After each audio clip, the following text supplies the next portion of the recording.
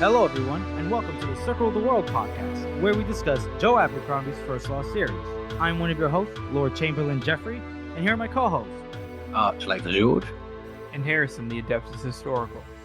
We continue our coverage of Last Argument of Kings, the third book in the original trilogy. And for this episode, we'll be covering Greater Good and Skarling's Chair. So, let's get started. As usual, we want to thank everyone for your support. thank you. The chaps in the Discord, in the guest Discord, you guys are hilarious, so kind, and then anyone that wants to join our social medias, our YouTubes, and yeah, anything else you guys want to say about that? Especially the group chat on Discord. Like, we just love having people to chat to all the time. You know, that are interested in First Law stuff, and it's a little bit different from the First Law Discord official subreddit or Discord or whatever. So A little different. a little different. Yeah. So exclusive, you might say. Premium without the price tag. You have to be friends of the Circle of the World. So yeah, anybody wants to get involved, just let us know. We do know that we've been slacking inside of our social media efforts lately. We've all been quite busy, so apologies. And on quite that front. frankly, nobody fucking likes it. So what's the point? Whoa! Hey! Hey! Don't be a Like defeatist. Do not be a defeatist. God damn it! We don't stand for that here on the Circle of the World podcast. Okay? No We're all- defeatism. Yeah, we're all about positivity and all that. And all Our that card is shit. worth at least 10 of that. Whoa, who are they? Well, I don't know. To be honest, I'm surprised that George is so open and willing to have the populace enter or guest Discord chat, considering he's supposed to be based off the Archlector, who's, as we all know, is the Strong kind to man. look down on the common man. But who would have realized that our Archlector is progressive? It seems like. And Well, what you don't realise, Jeff, is that there's been a couple of people that have messaged us, and I've just deleted the message. oh shit, really? I've been Damn. I'm kidding, but I am selective. You gotta be a nice guy, and one of the main things that you've got to put forward is that you've got to message us. True. You do have Which- to message us. That's kind of like important. So Are you kidding me, George? I was just waiting for you to take them all out. I'll just together. delete the whole chat. just get rid of it. All right, let's get started. So we'll start off with our best meme of the week. George, do you want to take it away? Of course, and we have a weekly _ so it's not Tamil Buffer once. Oh my god, this is a newcomer Oh, to the shit. House of the Meme Maker. It's like Rocky in the second Rocky movie. Yeah, congratulations, Samabor, for not winning. Yeah, thank you. I mean, it's almost as much of a big event that Tamil doesn't win than when he does. So this is weekly _ and it's the Geordie Forge meme. And this is no spoilers at all. It's just, I really don't want to check my bank account balance, but it's better to do with it than live with the fear of it. And I think everybody at the moment with the whole cost of living stuff, we all get that, right? Yeah, we definitely do. We definitely do. And it is definitely better to check it before you buy that thing that you definitely think that you should buy, but you probably shouldn't. Unless it's a Joe Abercrombie book, in which case you probably should. You should. Or You should. subscribing to our Patreon. We don't even have one. Yeah, we do. Wait, we do? Yeah. Oh shit. Yeah, it's basically just more like a donation page, though. Yeah, we just never mention it because we don't want to. Right. Yeah. I completely forgot about that thing. Alms for the poor. All right, Friar Tuck. Anyway. So thank you very much, Wheatley Cereal, for your fantastic meme. Thank you. Harrison, say thank you. Thanks. Okay. That was underwhelming. Yeah. That was pretty annoying. I don't even think he said you. I just heard him say thank. Okay. These fucking Zoomers, man. Yep. I'm just Goddamn- nervous. These kids. So, How about this, ladies and gentlemen? We're going to start off with the greater good as our first chapter read through. And we start off from the perspective of our boy, Superior Glockta. We haven't seen him in a bit, right? It's been a long time. It has been, right? It has been. Excuse me, my voice broke there. Puberty came now. We come. So Glockta's in another room, a nice over bright room. You know the rooms we're talking about now. By this point, you're three books in. You know which rooms we're talking about. The Inquisition brand torture chamber, TM. Yeah, they're going for a modern, contemporary, neutral look. You know, they just want things to have like no personality instead of like speaking for itself on the walls. Do you know what I mean? And and I do love how the rooms are like white. I have such a hard time picturing them as being white, but I do like the flavor of it. You like the flavor?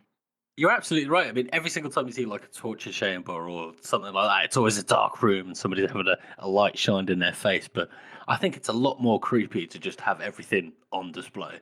Yeah, you're right about that, George. It's pretty creepy. It reminds me of like the rooms that, at least what's portrayed on in media or TV or movies, the straitjacket room, the all white, can't escape, that kind of stuff. So it's Glockta, Frost, and a prisoner. The usual setup: table, and the prisoner is opposite Glockta. Frost is hovering menacingly, behind their shoulder. As he does, As he does. And Glockta says, "Okay, let us start." Guy takes off Frost takes off the bag over the head, and Glockta starts cracking up. And Frost just goes, "What's funny?" And I can't do it. What's funny? What's funny? Can't do it. God damn it. And apparently, the prisoner is Master Farad, and he was he's like the circle of the world's most renowned dentist, right? Yeah, the premier dentist. Yeah. He was from Kanta, and then the Gurkhas, he ran away. He ran away. I got it. Nice one. And he was like, "Oh yeah, you're the one that they tortured, and you were brought to me." And it's like, "Eesh." And then he goes, and I like how he asked Glockta. He's like, "After what they did to you, how can you do this now?" And then Glockta says, "Well, after what they did to me, how can I do anything else?" I mean, I love how that shows Glockta's.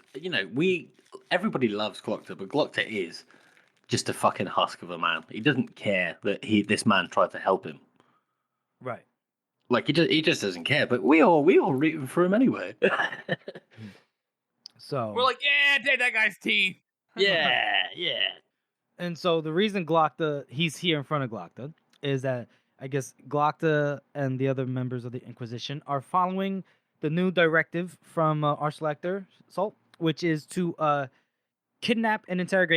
arrest and inquisite all dark-skinned people. And apparently this guy just happens to be dark-skinned, and next thing you know, he just ends up in front of Glockta, which is a serendipitous moment in a negative way, because this does not go so well for our dentist. Glockta accuses him of...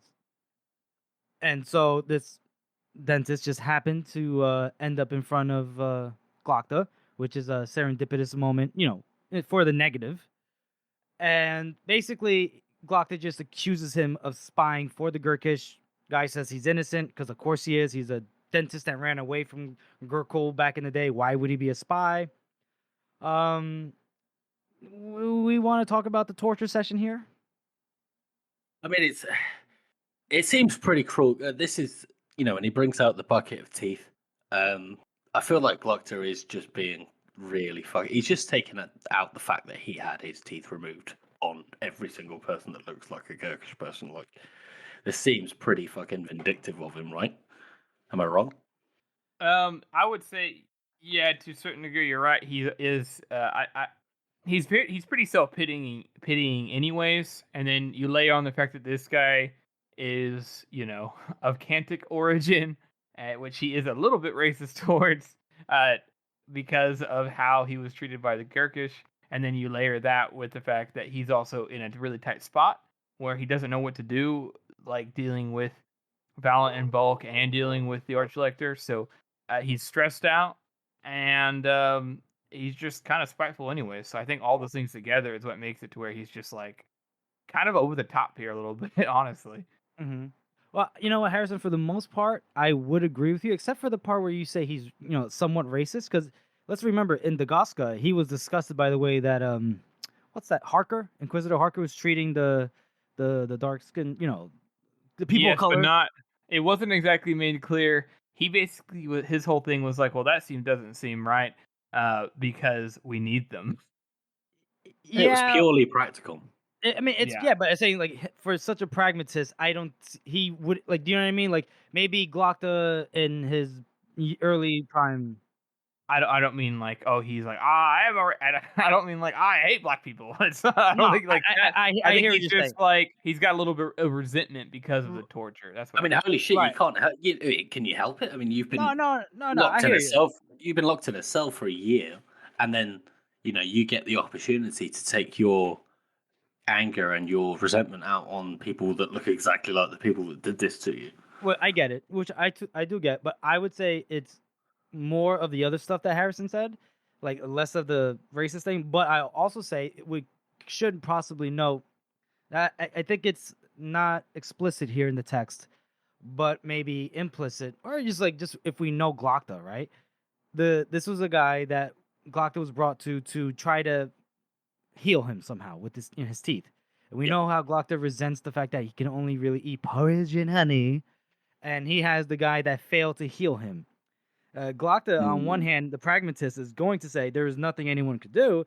On the other hand, he's gonna be like, well, you know what, motherfucker, I'm gonna do to you, the person that was supposed to, fix my teeth, what couldn't be done for me. Do you know what I mean? Or what was done Yeah. to me. Glockta definitely has a as much as he is pragmatist. He's also he does he does side on his emotional side when making decisions about Oh yeah, for individuals. sure. So Yeah, for sure, for sure. I think it's a good point, Jeff. But thank you, thank you. So basically, Glockta wants him to name names. He wants him to just start snitching on people. And at first, our boy, Farad is like, nah, I'm not gonna, name innocent men. I ain't no snitch, all right? But then, they start getting in on his teeth. And then, not too long later, he's just like, all right, fine, I'll give you some names, right? At some point, he's just like, He does offer to say, I'll sign for myself, but I won't put other names down, which is quite noble. our man's And a I do love the line that comes out as well when Farad is like, God have mercy on me, I will not sign for other people. And Doctor's like, God might have mercy on you, but he doesn't hold the pliers down here. It's brutal. Of There course. is no God, only me.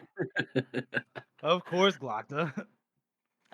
So he asks him to also name two accomplices, and then Glockta's like, okay. So he looks at Frost. He goes, "Who's next?" And then, but the door opens behind him, and he's like, "Jesus Christ, who the fuck's barging in here?" And turns out it's Archselector Salt. And Glockta, Salt basically. He tells Glockta that you can ask your freak of nature to leave us, which was all right, little Yeah, mean.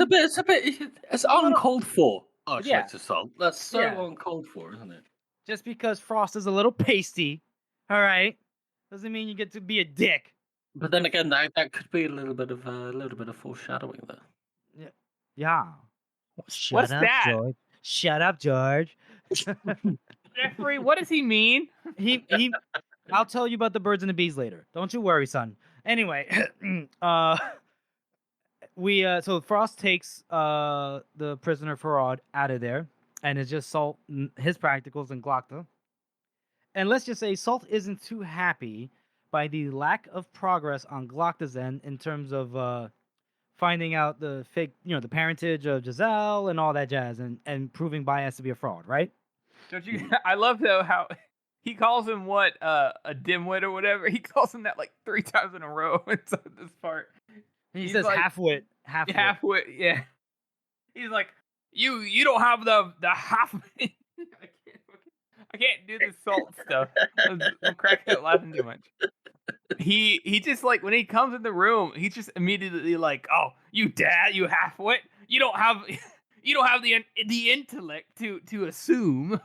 Like he's just going hardcore on him. He's throwing names out at him. He's Yep. yelling at him. And again, this is just Salt's typical. He's just the hardcore bad boss. It's like, Bad boss. why do I never get anything but excuses from you?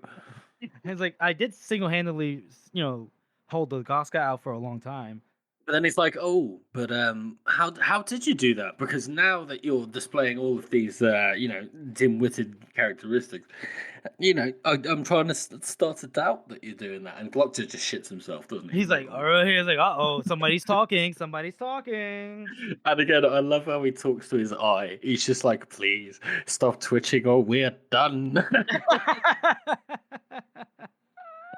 Since we're on the comedic side, I don't want to backtrack too much or go off track. But do you guys not crack up whenever he's about to take out Farah's like teeth, and he's like, oh, he goes to open his case like he's all proud doing his moment, and the pliers are missing, and he's like, oh my god, can people not use their own tools? What? Oh my! And he looks at Farah, his mouth is all like stuck open, and he's like, "Oh, I'm sorry about this. Normally we try to be more So professional." Yeah, he's And so then he comes back with another pair of pliers, and he's like, "What the fuck is this? These are dirty." Only Joe Abercrombie can make a torture scene funny. Yeah, and I've never seen a funny torture scene in my entire life, but this just does take the cake. it absolutely does. So he Glockta kind of keeps Archlector Salt off his scent for a little bit for the time being, but Salt is basically demanding results and results soon, or else he's gonna have Superior Goyle dig out his answers, from Glockta basically. Mhm. And then he's like, "Well, get to it, hop top." And then there's a bit of a break, and we're at Artie West, her house. Glockta goes to visit her. When And she opens the door with a fucking half-full glass of wine in her hand, she's like, "Hey, I take care of it." listen, that's my kind of woman right there. I love it. I love Oh it. yeah. And then we see that Artie's maid isn't there anymore. Apparently, she got so scared about the Gurkish arriving, so she left. So it's just Artie in the house. And so then Glockta's asking her to, when are you planning to go, leave the city? And she's gonna stay. So basically, what is it that they just here? They're talking about how they're gonna stay in Adjoa despite the Gurkish arriving, because I mean, what else are they gonna do? And Glockta, is gonna try to look out for Artie. She has good reasoning. I think she's basically says how since so many people are fleeing, especially the capital, and the capital Adjoa is populated, so there's a ton of people out in the roads, completely vulnerable, without any army to protect them. They are going to be running out of food. The weather's turning cold. So she makes this very arty comment to say, "Would you rather me be out in the woods fending for myself, trying to catch rabbits with my bare hands? There's no wine out there."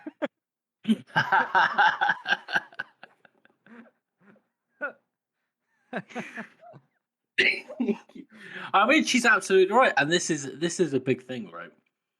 When it comes to sieges, like people who live in cities, especially in the medieval times, and well, pretty much at any point in history, they've got no fucking clue how to survive in the wild.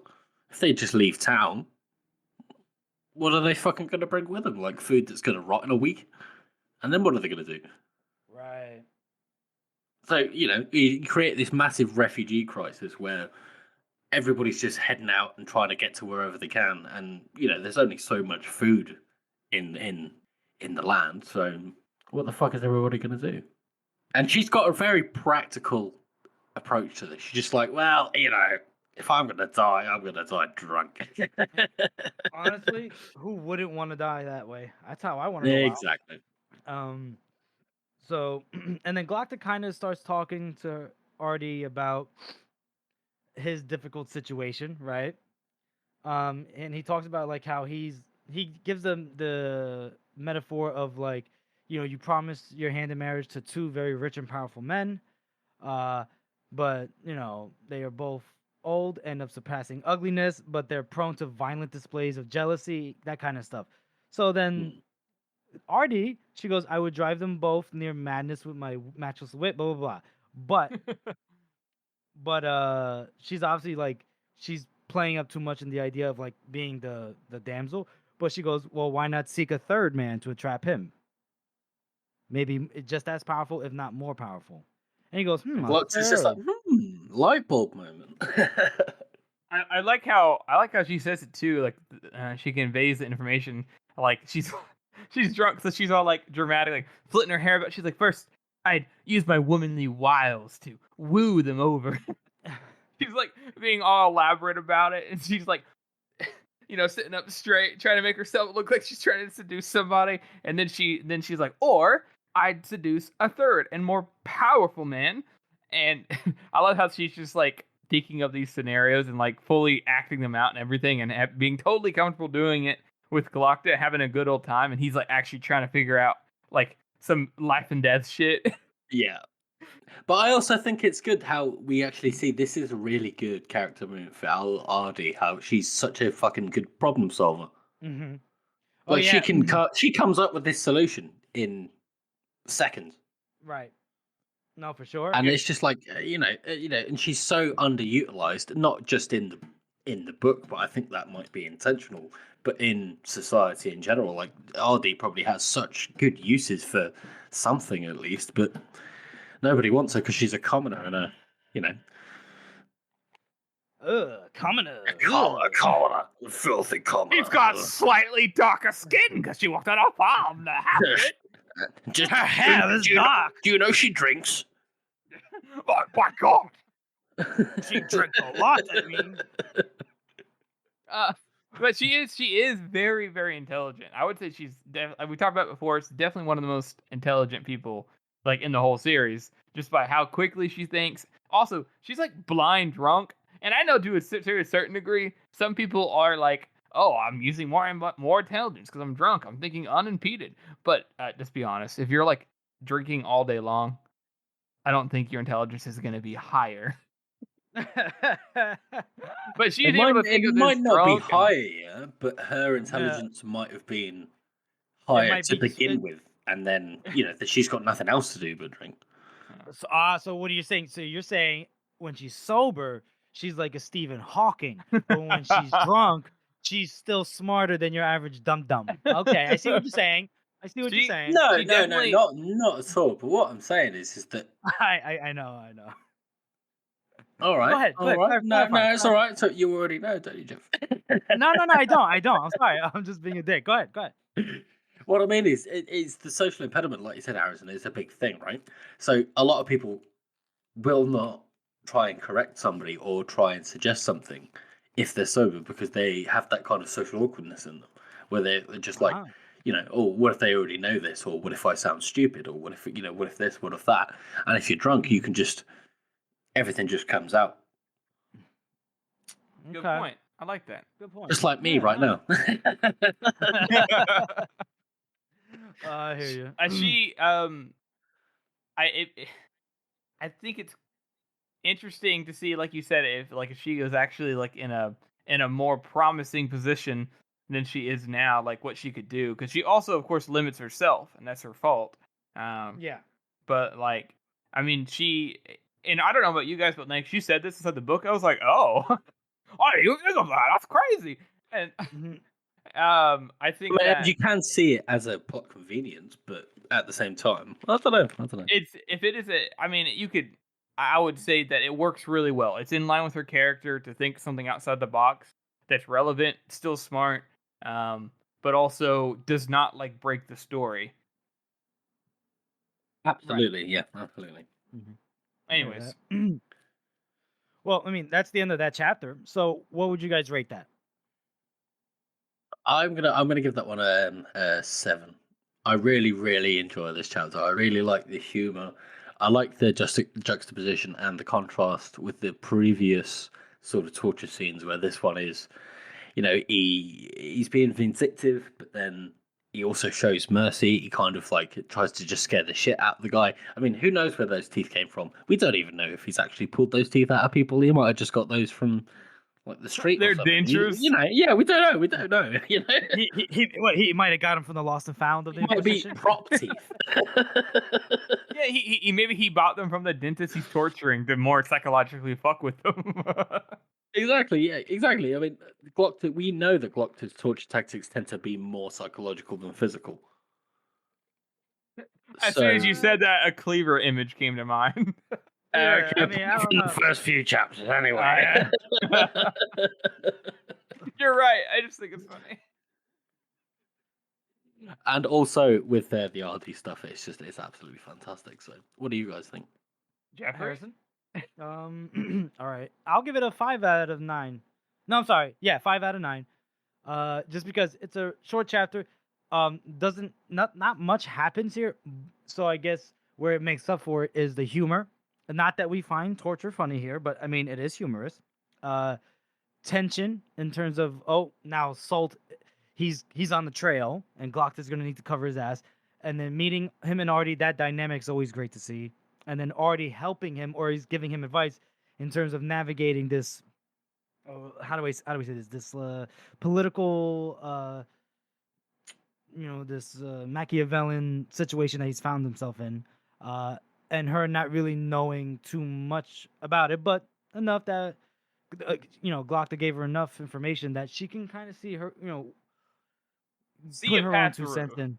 Yeah, somewhat. And then, yeah, that's pretty much it, though. I mean, so that's the thing. Like, we went from the torture room to Artie's house, and not much happened. So I always just add 2 points whenever RD has a line.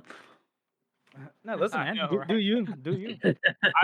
I think I'm gonna go with 6 and a knuckle. I agree with everything George said. I don't really have much to add. I just think it's I just don't think it's as good as what I mentioned my 7 out of 9 to be. But also, I recognize all your points. So Okay. a 6 and a There you go. knuckle. There you go. All right, so for our next segment, we're just going to go right into our community interaction segment. Harrison, take it away. Hello. Sorry, I've been a bit absent on the polls, but I'm gonna start doing the polls. You guys will all see it by the time we post it. So, asking for participation, and also because I'm curious to see what the boys think. Stephen Pacey is an amazing narrator, and he does a lot of really good performances. And so I'm curious for you guys. What do you guys think is some of his best, if not your favorite, performance of Stephen Pacey's in the first Lost series? I mean, it's so close. There's so many distinctive characters, and even tiny little ones. Like Chronic of Fail probably has a total of 20 lines in the whole book, but he is extremely, extremely characteristic and overdone, almost overdone to the point where it's almost comedic, and that Stephen Pacey as an actor is just incredible with that. Mm-hmm. I say Chronic Fail or Costco. Okay. Ooh. Well, I haven't really heard Casca much except in these 2 books. We heard them before they're hanged, and some in Last Argument of Kings, right? Well, that's because you need to listen to Best of Cold. Right. So as far as for the audiobooks for me, the only ones that I've listened to are the first 3, going on to this one. I'd say Baez or Dow or Glockta, obviously. One of those 3. Can't really Glock pick is one. incredible. Yeah, Glockta's great, obviously. And just a couple of minor mentions here that I want to just point out right now is I saw in an interview where Joe Abercrombie and Stephen Pacey were in an interview together, basically discussing how they kind of sorted out all the accents. And Stephen Pacey was basically saying it wouldn't make any sense for there to be any New World accents in, any American or, South American or anything like that. And the one exception to that is Papa Ring in Red Country. Oh yeah, I always forget that he has that. Yeah, who has a Jamaican accent. Or, at least, like a West Indies sort of generic accent. And that is the one that really stands out to me as being really creative because I don't know if it's just because he's called Papa that it just kind of fits. Right. I didn't see that interview. What was his reasoning as to like why it wouldn't make sense when it's a fictional world? Because it's all sort of, fantasy has the thing about being sort of European.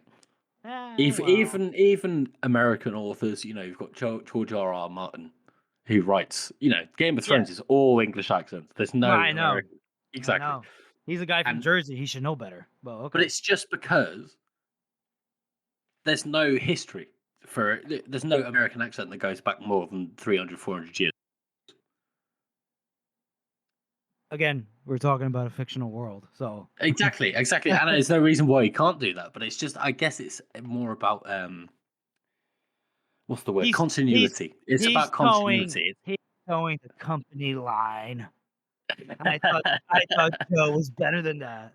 And I always thought that Stephen Pacey couldn't do an American accent, but then I listened to Empire of the Sun, which is a really, really good historical book about somebody that grows up in China during World War II. Oh, that's cool.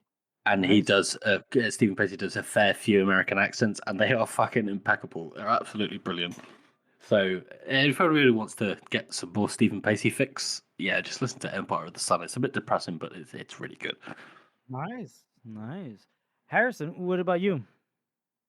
Well, you guys pointed out a lot of the like this series, like in this one, I definitely agree with Casca's up there. Like, it's such a unique accent and voice, and like little minor changes in his tone and inflections. It's really, really good because of that. Same thing for Comic You Fail. Galacta is really hard to beat though, because that is the best. I mean, nobody else can do a lisp like that. No, not that consistently. No. So, but to go outside the box here and look at some other people who I thought were really good through the series. Also, Jeff, you're right, Blacked Out is like great. Fucking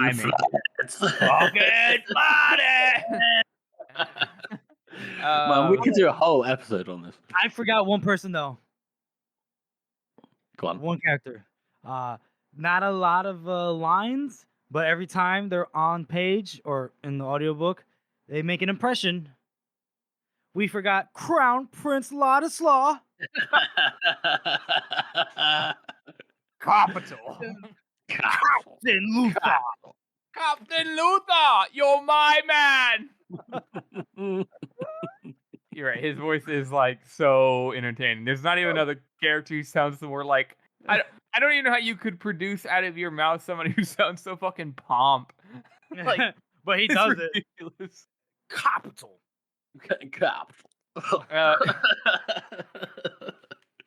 I think that I think Savine is done really, really, really well.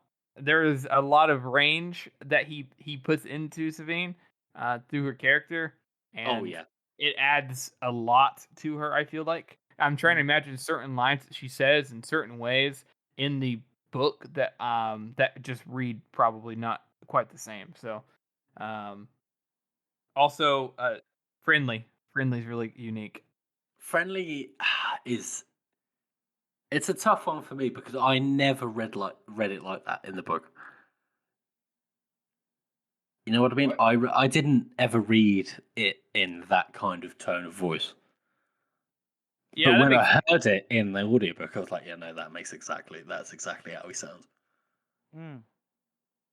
Gotta talk about that when it's time to do best of Cogs. Like, I want to know what you mean. 6 and 2 makes 8. That makes sense. Yeah. What'd you thought? What'd you thought? It's the number. Well, I don't know. That's the thing, right? I'm not very good at reading books and actually imagining voices. I'm not that kind of creative person. Oh, okay. So the audiobooks are fantastic. I mean, I never even read The Age of Madness. I never read the books. I don't even own them.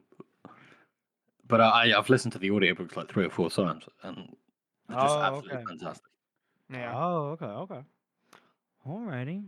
I also think Sulfur is really unique and very distinctual. Like anytime you're sitting there like listening to the audiobook and you're never a moment of peace, eh?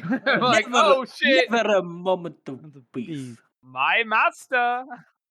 And Bethod has a very distinct voice. I mean, Calder kind of has the same accent and all that, but like the way that he does his few lines with Bethod, like it it just sounds good. Like authority. It sounds like a way a king of the Northmen should sound like. Yeah. And that's pretty Mhm. impressive for such a short period of time that he's in it. Yeah. And again, I think it's just the continuity that he brings, like the fact that Bethord has a Welsh accent and he has that kind of authoritative voice, and then Calder and Scale both have two distinctive aspects of Bethord's voice, but they both have the same accent. Yes, Like- yes, exactly. Like Scale has the gruffness of it, and Calder has the authority and the pompousness. Yes. I And it's just such a good characterful air. It brings so much to it. I think the last one I want to mention is we kind of mentioned just a minute ago is Gorst, because he just adds so much. Like whenever a character says he said in that high pitched voice, it caught him off guard. It really catches you off guard in the audiobooks. He's sitting there, you're talking, and he's like, "I think that's a good idea." You're like, "Oh Jesus Christ, who said that?" It really does make you feel like you're actually there in the story, because it by him like throwing you completely off, just like how the characters feel, it actually draws you in. Mm. It's really good because of that. Especially Okay. when it comes to the heroes, when he absolutely fucking despises the fact that he speaks like that, and then he just can't help it. I know, but that's Well, I can't wait till we talk about the heroes. but I think that's everything I want to talk about. Let us know what you all think. Hopefully in a poll, so long as I remember. And also, I'm not going to do like everybody. Obviously, I can only do so many. But we'll break it down through the weeks. Yeah, we'll do that. Not a problemo. All right, well, thank you for that, Harrison Adeptus. And now we'll move on to our second and final chapter read through of the episode, Skarling's Chair. So we start off from who else but our boy Logan Nine Fingers' perspective. He's looking down out of a window, right? Down at the river that either runs through or next to Carleon. Mhm. And The nameless river. nameless river. And he's just thinking about like leaves on the water, just like him, even though we know that's not how it really is. Anyway, yeah, he's just reflecting on his life, the most about like how he do you read this as like him? He's rationalizing. He's rationalizing. Yeah, At this point, he's just gone through this entire fucking event where he's gone through this fucking probably the worst duel of his life. I mean, he's been stabbed through by fucking Harding Grim, and he's been chopped up and had his head broken and shit. But this fight with the Feared was probably the worst and the closest that he's come to death. Right? yeah, right. And so he's rationalizing every single thing up till now. Right, but he did say that he blamed whatever's nearest, everything but himself, and he does recognize that. But he recognizes it, Mm. but at the same time, he's still Right, kind of Yeah, he's the still same. trying to excuse himself. It's Yeah. kind of it's the complexity of Logan, and the thing that always it help and kind of divides people, and it's what makes his character so great. It's the fact that what we're seeing is him genuinely feeling and thinking these things, but the way somebody feels is not the way that somebody acts, and Right. he has shown that he does not always act the way he feels. And so even though he regrets his decisions and wants to be a better man, at the same time as him feeling those things, he's also like justifying them to a certain degree. Like whenever after he gets done with his little inner monologue, Black Dow's like, "Oh, so you're gonna sit in it, in Skarling's chair?" And he says, "No, I'm not gonna do that. But you're not gonna turn down the crown." And Logan like hesitates and is like, "Oh well, so somebody else would do a worse job, so I'm not gonna. No, I'm not gonna do that." Right. Well, yeah, he says like what? So some other bastard that's even worse than Bethog can sit in that chair. Yeah. I wonder who that could be. See, and Logan, I think this is another case of Logan possibly lying to himself again, where he's like, maybe I could do some good with it instead. And then Dow, he's just looking right at him with that look that he goes, yeah, maybe. But some men aren't, made for doing good. And then Crummick comes in, and he's like, hey, you talking about me again, guys? Yeah. And then, Dogman and Grim are right behind him. And then, they're just, Dogman, he checks in on Logan, see how he's doing. He says, I'm doing fine. He's like, all right, cool. So, what are we doing now? And then Logan just kind of goes, all right, I guess we're going south. And everyone's like, huh, all right. Like, no one really says anything. The only person that says anything about that South. is Grim. Yeah, south. And that's it. We don't know if he thinks it's good or bad, but whatever. Then they bring up the notion that Cauldron Scale are still out there, and either trying to find help, maybe out past the Krynna or up way north or wherever. And then Dogman notes that they'll be causing mischief, so someone needs to stay back here and keep a watch on things and hunt those two bastards out. Blacked Owl, he volunteers himself, and because he doesn't like boats and he doesn't like the Union, he doesn't need to take no voyage. So he's got plenty of scores to settle with Calder and Scale. He'll pick out his own Carls, and he'll go track them down. He says goodbye to Dogman and them, and then he says, I love how he says, "Wouldn't want to lose us another king of the Northmen, eh? Bloody nine." "Oh yeah." Where he goes, "Good luck to the rest of you down there with the Southerners, eh? Try not to get yourselves killed." He narrowed his eyes at Logan. "You especially, eh, Bloody Nine? Wouldn't want us to lose another king of the Northmen now, would we?" Oh yeah. So then I do like how he shows like the friendly like goodbye to specifically Dogman. Yeah, Yeah. he's like, good luck, Dogman. Bye. And then he looks at Logan and glares at him like, it's definitely not happiness there. Yeah. And then so they ask they ask each other like, oh, how many men do we have left in terms of Northerners? If Dow takes a good amount, they might be around 300. So time for them to get ready to leave, because they don't want Major West. No, I'm sorry, Lord Marsha West to leave without them. And then Dogman he pauses like, who's gonna want to go after what they've been doing for nearly a year now of all this campaigning. And then Logan would just say, maybe just offer him gold or something that Bethar must have had. So. I know he's like, I don't know. You're the king. Yeah. And then Dogman, he asked him, he is like, why? Like, why are we, why do you want to do this? And then Logan says, because I gave my word. And Dogman goes, and? It never stopped you before. Oh shit. Roasted. That's the first time we see Dogman like really be like, what? So what, Logan? Like, fuck you. Well, maybe, but I do like this part where Logan goes, he says, it never bothered me before, and that's the problem. What else can you do but try to do better? And then here it says Dogman nodded, slow, his eyes not leaving Logan's face. And he says, right you are then, Chief, south it is. I'm like, oh, Dogman's working some stuff out in his head, I feel like. I think that like the way I always heard that, at least maybe not my first time. Well, actually even my first time, which is Dogman is like, okay, that's true. I'm still gonna trust in you, Logan. Like he's like looking at him, trying to examine looking into his eyes, into his soul, to see if he's being honest with himself, if he's actually trying to do better. And so he's like, okay, all right, we'll roll with that. Okay. I mean, we don't know.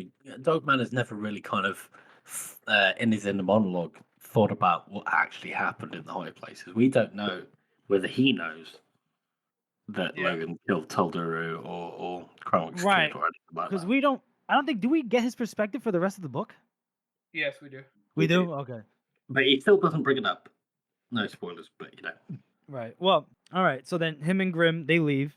And then Crummick goes, so it's off to the Union for you then, huh? Kill you some more brown men in the sun? And Logan's like, yep, south. So he asks Crummick, are you coming? And Crummick goes like, nah. I've enjoyed our time together, but, everything's got an end. I got to go back to the mountains. I've been away for too long, and all my wives will be missing me. Nah. And he steps forward. He gives Logan a nice hug, kind of tight. And he goes, they can... And then Crummick whispers in Logan's ear. He goes, they can have a king if they want one, but I can't say I do. Especially not the man who killed my son. And whoa! Oh! And he knew the entire fucking time. Yeah, and then he says to Logan, he's like, what did you think? That I wouldn't know? And you slaughtered him before the whole world now, didn't you? You butchered little Ron like a sheep from the pot, and him just as helpless as one. And this is the one that he forgot his name, right? Rond. Remember when Istern was like, no, Rond is... Yes, it is. Oh, wait, I don't know. It is, right? Yeah. So then, and then, Crummick, he's kind of hugging him a little tighter because it's just the two of them alone. And then, pretty much Crummick could have killed him because Logan's not armed. Logan's still recovering from the fight with the Feared. But then Crummick just smiles and he goes, "Don't you worry. I got what I wanted, right? Bethod's dead, and the Feared, and his witch, and this whole, united clan of the North, whatever. But, so maybe now people in the hills can have some peace." And Logan's like, yeah, of course, you guys can have peace. Yeah. Because, Crummick is still squeezing tighter. And he goes, "You killed my son. That's true, but I got plenty more. You have to weed the weak ones out, don't you now? And the weak and the unlucky. You don't put a wolf amongst your sheep, then cry when you find one eaten, do you?" And then Logan's just like, "You really are fucking crazy." And then Crummick says, "Maybe, but there's worse than me. And I'm not the one that killed the boy, am I?" And then he kind of slaps him on the shoulder, but the way a friend could. But it says there's no friendship in it. He says, "Don't ever come up in the high places again. That's my advice. I might not be able to give you another friendly reception. Don't come up there again, Bloody Nine. You're beloved of the moon just a little too much for my taste." And that Oh is where my we God. end this chapter. And Jesus fucking Christ. What a passing. I was just gonna say, I think it's one of those scenes in the book, and so the last argument in Kings. It's like, oh, that's the last argument in Kings thing. It's like iconic, Crummick knew the whole time. It makes his character so much more complex by him having known. He's not just some crazy guy. "Oh, my son, whatever. Oh, you stupid idiot." He's like, not only is he smart and got it figured out, is one, he reveals his hand that a big reason why he didn't want Bethod to win is because he doesn't want to unite North, because that means the Hillmen are probably, they're outnumbered. They can't have their own thing going on. He also basically reiterates the look that Black Dad was giving him, which in the sentiment of this entire chapter and the theme of the chapter, which is the fact that, yeah, you're king, Logan, but you realize that's fucking worse because you're worse. You're worse than everybody fucking here. So why are you doing this? And it also shows that, oh yeah, he remembers his son, but he's still fucking crazy. He's not gonna kill him. It's just there's so many layers and subtext and all these things going on in this little short conversation. Yeah. Gotta love it, right? I mean, wait, before we get to the the talking about the chapter, what are your ratings? Harrison, you might as well go because you just did your thing. I blew my load too early. Damn it! Do it. I think this chapter is a 7 and a knuckle for me. It's obviously very short, but man, it slaps. I feel myself go cold whenever Kremlink's like, "I know it was you." So that reveal is really good, and the way it foreshadows and sets up so many different other things going on. I just think it's a really solid chapter in this book. Okay, George. I think I'm gonna go around the same. I'm gonna go around a 7. Ooh, okay. Because, like you say, Harrison, it's short, but there's so much crammed in here. We've got Logan's interaction pretty much with every single person that is left in his life. We've got Dogman, we've got Dow, and we've got Cromwell. And we get, Dow is going off to fight somebody else, and he gives him the look. Because obviously Dow knows just from what we know about how he was acting at Tolderu's funeral. He knows what he did. Dogman knows what he did, and Crummick knows what he did. And it's just Logan. He's pretty much lying to himself. Yeah. And this is his confrontation. But at the same time, he doesn't have any defense for himself. And I think that's just such a good fucking character moment there. So yeah, 7. I'll give it a 6 and a knuckle, just because of the duration of the chapter. It's short, but obviously, like you guys said, it's an impactful chapter because you see the little seeds planted here in each character's interaction with Logan. You see Logan knowing exactly what he was doing, saying that he blamed telling himself that he knows he blamed everything and everyone else besides himself. And like you said, George, still kind of rationalizing it away, rationalizing it to Dow when he says that maybe he can do some better than Bethod, and Dow's just kind of like, and he kind of, I bet you he looks at Logan like Meryl Streep's character from The Devil Wears Prada, like, okay. Then we have even Dogman kind of being disillusioned with Logan. Grim, who knows what Grim's thinking? And then like we just talked about, it's fucking Crummick, the culmination of like at least the realization for the reader that Crummick knew all the entire time, like everyone said, and that he could have just killed Logan, right? Could have killed him, and then got revenge for his son.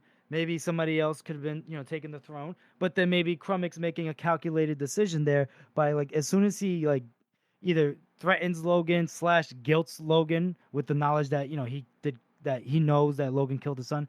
That once he secures, like, we'll have peace in the hills, right? That you guys are not going to come around up there or anything. And Logan's like, yeah, no, we'll leave you alone. Then maybe that's a calculated move on his end, So, just great character work there. So 6 and a knuckle for me. It's crazy how each of the characters has like their own very all in character reactions. Like they all react maybe we don't see how they react yet, but they all react exactly the way they should in their own ways to Logan's actions. Right. Mm-hmm. So yeah.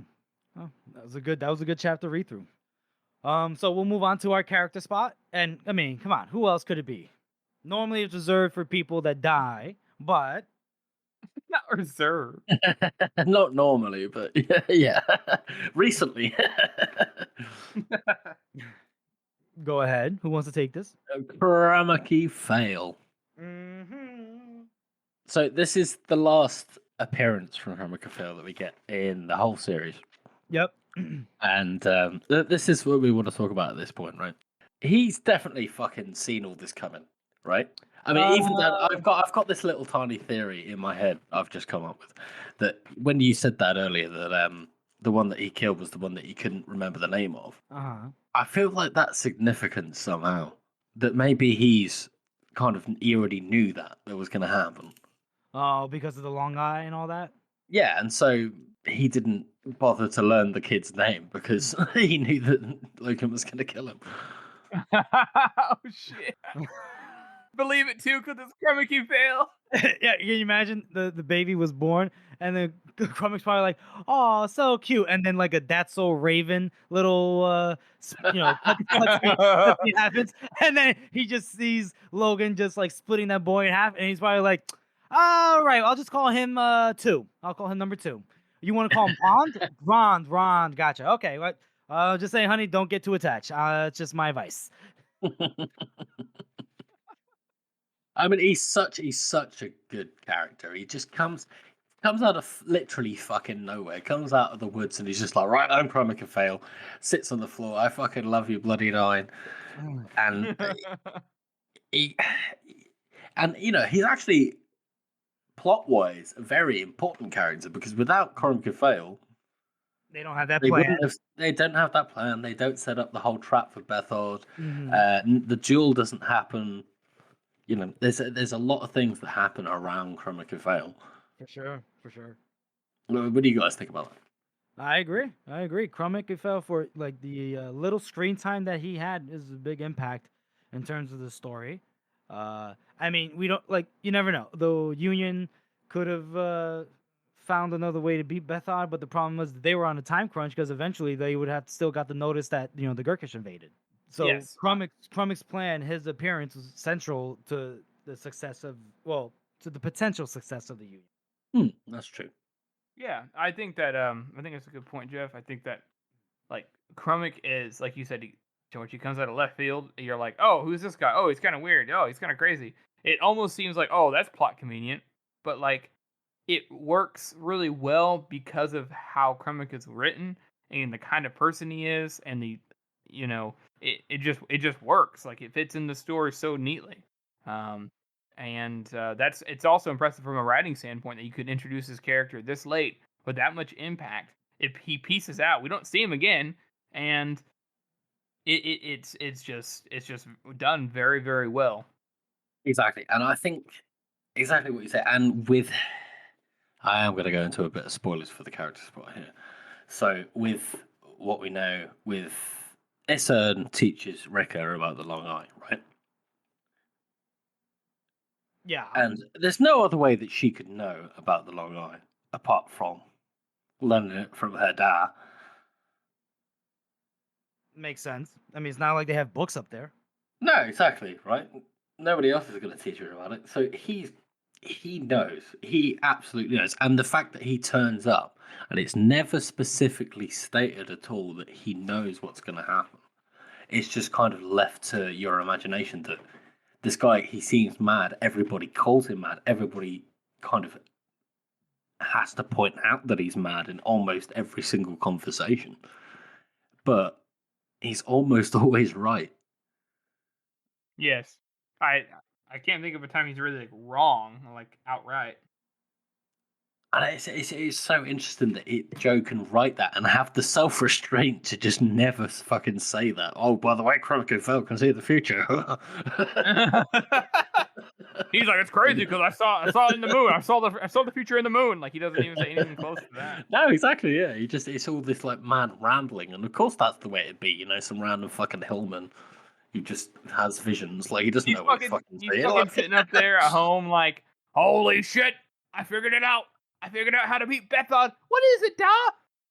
We're gonna go meet the Bloody Nine. But the Bloody Nine's dead. Never you mind, Ron. You're coming with me because you're destined to die. You've got to come with me, yeah. And you know what's funny? I just thought about the long eye. Can you imagine? It's probably like this for anyone in the circle of the world, but it's got to be even more like such a stark experience in the hills with Kwamiki Fail. It's like Kwamiki Fail is experiencing the long eye with like his kids, his wives, all around him, but only he sees it. It's like it's only Kwamiki Fail can see the television show, and then he's relaying what just happened in the latest soap opera. That's what's always messed up. Doesn't make any sense because They're like, you having to "Who? translate. What? Who? The bloody Yeah, what? It also explains why like he mentions the moon so much, because we also see later on that like all the hillmen are all talking about the moon and shit. Yeah, that's true. Like I don't know if that's the case before Kwamiki Fail, you know? It almost seems to be like sort of a religious figure, which kind of makes sense because the moon does kind of appear as a religious figure for lots of tribal and even more advanced religions. I had a friend once say he would rather worship the sun than God because he knows that the sun's there. It's obviously there. He can see it. That's a show, everyone. We want to thank you all for listening and supporting this podcast. As you all know, this was a passion project for the three of us, and your support really does mean so much. Join us next time as we cover leadership and a rock and a hard place. And make sure you follow us on social media, and we have a website, and please let us know if you want to get involved with us on the Discord server or anything else. And if you haven't already, please subscribe to our podcast on Apple Podcasts, Spotify, Google Podcasts, or any podcast app that you use. Please make sure to rate and review this podcast, and thank you all again for listening. I find myself in a difficult situation.